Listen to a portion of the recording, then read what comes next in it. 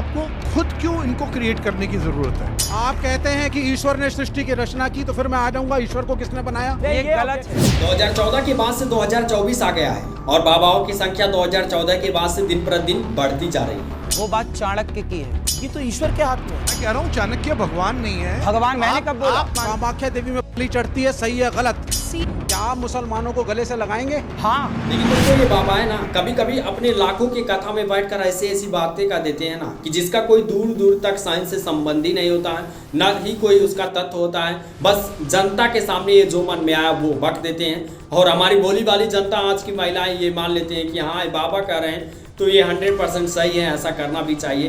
भले ही उनका जान चला जाए, भले ही बाबा गोबर खाने के लिए कर रहे हैं। कोई विज्ञान को जानने वाला यदि मेरे से आए और बात करे, मैं संतुष्ट कर सकता हूँ उस व्यक्ति को, पर वो मुझे संतुष्ट नहीं कर सकता। या दोस्तों इन दिनों अनिरुद्धाचार्य जी की ऐसी वीडियो सोशल मीडिया पर वायरल हो रही हैं, जिसके बाद से वो बहुत ज्यादा क्रिटिसाइज करे जा रहे हैं। आइए इस वीडियो के अंदर आपको बताते हैं कि आखिरकार उनसी कौन सी वीडियो है जिसके बाद से उनको बहुत ज्यादा क्रिटिसाइज करी जा रही है और ऐसा उन्होंने क्या कह दिया कि जिसका दूर दूर तक विज्ञान से कोई ताल्लुक नहीं है। बिना तथ्य की कौन सी बातें बाबाएं आजकल कहते हुए चल रहे हैं, चलिए डिटेल्स में आपको बताते हैं।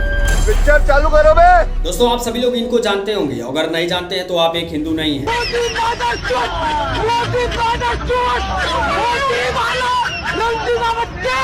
ये किसी के पहचान के मोहताज नहीं है। इनका नाम अनिरुद्धाचार्य जी हैं। अभी मजा आएगा ना भिड़ो। और ये कथावाचक हैं और आपको बता दूं कि ये अपना कथा वाचने के लिए ना दोस्तों करोड़ों करोड़ों तक का डिमांड कर देते हैं कि हम इतना लाख लेंगे या फिर 1 करोड़ लेंगे तभी हम कथा वाचन करने जाएंगे। बीच में ना बोल। हालांकि ये तो रही इनकी पर्सनल बात, लेकिन आपको बता दूं कि इन दिनों सोशल मीडिया पर ये इतना ज्यादा क्रिटिसाइज करे जा रहे हैं कि आप जानेंगे तो पूरी तरह से हैरान हो जाएंगे। चलिए सोशल मीडिया की पहली वीडियो के बारे में आपको बताते हैं जिसमें बाबा ने ये कहा है कि जिसको संतान की उत्पत्ति नहीं हो रही है वो गाय को गेहूं खिलाए और गेहूं खाने के बाद जो गाय गोबर करेगी उसमें से गेहूं को निकाले और उसको अच्छे तरीके से धुल लिया जाए, धुलने के बाद से सुखा लिया जाए और सुखाने के बाद से उसको पिसा दिया जाए, आटा बना दिया जाए और उसकी रोटी खाने के बाद से संतान की उत्पत्ति होती है। क्या बात है सर, क्या बात है सर, क्या बात, ये बात है। अब बताइए विज्ञान कहाँ पर इसको प्रमाणित करता है?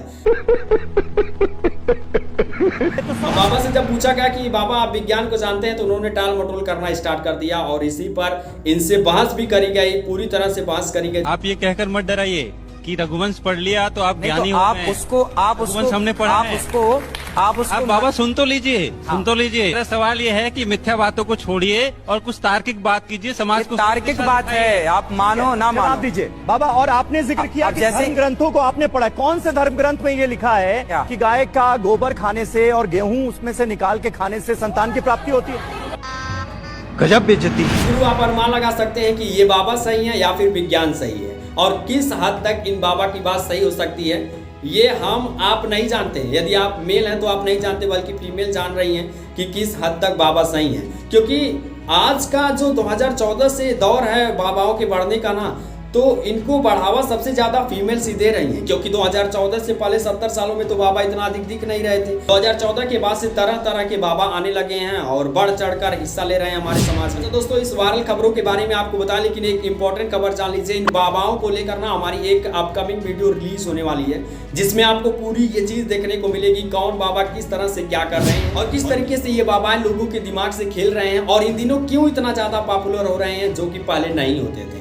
सब कुछ इस वीडियो में हम कवर करने वाले हैं, तो इस वीडियो को आप जरूर देखिएगा। अच्छा आइए अब आते हैं टॉपिक। दरअसल आपको बता दूं कि इस वीडियो के आने के बाद से अनिरुद्धाचार्य जी को बहुत ज्यादा क्रिटिसाइज किया जाने लगा और जो सोशल मीडिया है वो 2 पार्ट में विभाजित हो गया। एक पार्ट तो ये कह रहा था कि नहीं बाबा 100% सही कर रहे हैं, क्योंकि बाबा ने ये कहा था कि आपने मुझसे पहले कहा होता तो हम उससे पुराण को लाए होते हैं, आपको साक्ष्य दिखाते हैं कि जो लिखा है हमारे धर्म ग्रंथों में वही लिखा है जो मैं बता रहा हूँ। लेकिन बाबा ने को बताया नहीं गया था कि ये क्वेश्चन बाबा से पूछा जाएगा। बाबा ने तो ये सोचा था कि हम जो कह देंगे वो सब सही है, कोई सवाल उठाने वाला नहीं है। लेकिन अब इन पे सवाल उठ गया तो बाबा ने कहा कि हम जाने होते हैं आप सवाल उठाएंगे, तो हम लेकर आए होते हैं। लेकिन वहीं पर आपको बता दूं कि महिलाओं का कहना यह है कि बाबा ने सही कहा, लेकिन जो मेल हैं उनका कहना यह है कि भैया बाबा ने पूरी तरीके से गलत है। हालांकि इस पर आप क्या कहते हैं उसको जरूर कमेंट बॉक्स में बताइएगा। अच्छा, यहीं तक नहीं गुरु, आपको बता दूं कि एक और वीडियो उनकी सोशल मीडिया पर तेजी के साथ वायरल हो रही है, जिसमें बाबा आपको यह कहते दिख रहे होंगे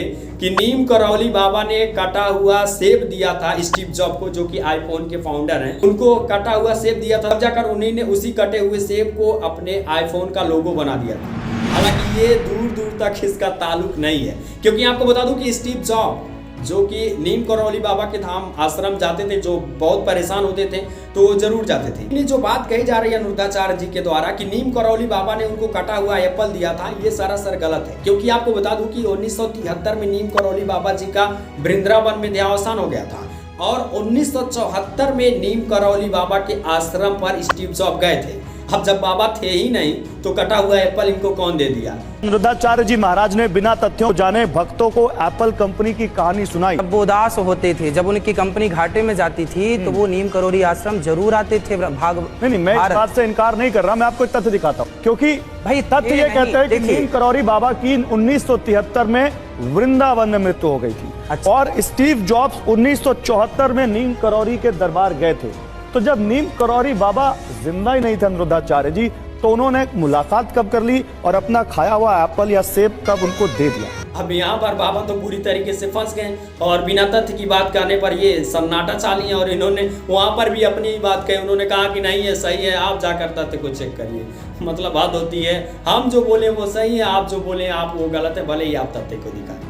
बताइए क्या है क्या नहीं है। अब सब को लेकर सोशल मीडिया एक ही पक्ष में है, क्योंकि यहाँ पर तथ्य मिल गया है। और आप बताइए आप किस पक्ष में हैं? क्या बाबा यहाँ पर सही कहे या फिर गलत? फिलहाल इस वीडियो में इतनी जानकारी, उम्मीद है कि जानकारी अच्छी लगी होगी। अच्छी लगी तो वीडियो को लाइक करिए, ज्यादा से ज्यादा वीडियो को शेयर करिए, और आज चैनल पर नए तो चैनल को सब्सक्राइब करके नोटिफिकेशन बेल आइकन पर क्लिक करिए, क्योंकि सोशल मीडिया पर जितनी भी ट्रेंडिंग खबरें होती है उसकी जानकारी हम आपके पास सबसे पहले पहुंचाने का कार्य जरूर करते रहते हैं। मिलते हैं किसी वीडियो में, तब तक ये टाटा टेक केयर, बाय, जय भारत, जय श्री।